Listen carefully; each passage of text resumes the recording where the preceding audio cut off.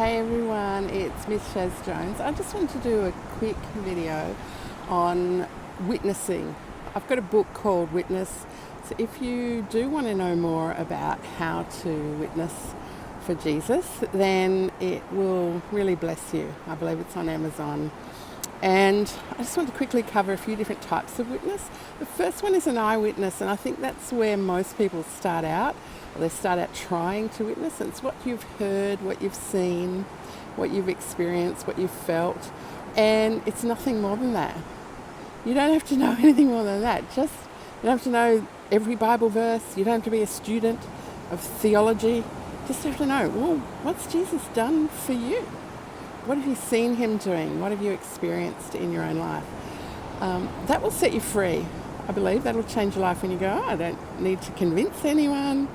I don't have to know everything. I just need to say what I saw. The next witness that you have in a courtroom is a character witness. And it could be someone prominent, like it could be a politician or someone who other people would be impressed by if they knew that they were vouching for your character. But it can just be an ordinary person as well. It could be like, your brother or your sister or your mother or a co-worker. And their job is just to say, yeah, I've worked with them in all these situations, or I've lived with them, or I've seen them in this situation, and I can vouch that they are a person of integrity or a person of truth or a person of joy or whatever the character trait is. Doesn't have to be every character trait, can be just one character trait. And that's all you have to say is I've witnessed this character trait in them and I vouch for them as a person that would do that because I've seen it before.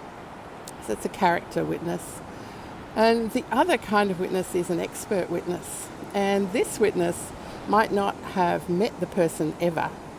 They might not have seen anything or heard anything or been involved in the case as such.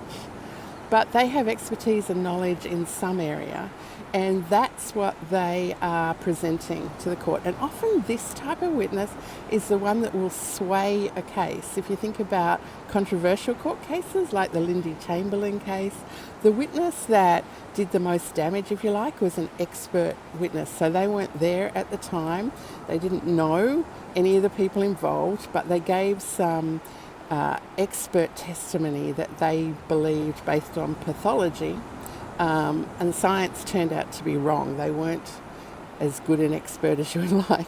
But I think the church has a role to play in elevating witnesses within our society who don't necessarily know Jesus, who don't know anything about the character of God, but they do have some expertise, they do have some knowledge. So, for example, politicians would be this kind of person who could be a witness for Christ.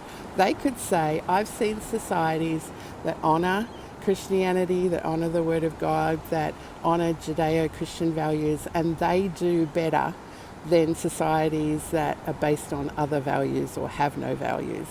And we could empower those people to be witnesses, even though they don't know Jesus, even though they haven't experienced him or know the character of God. They know something.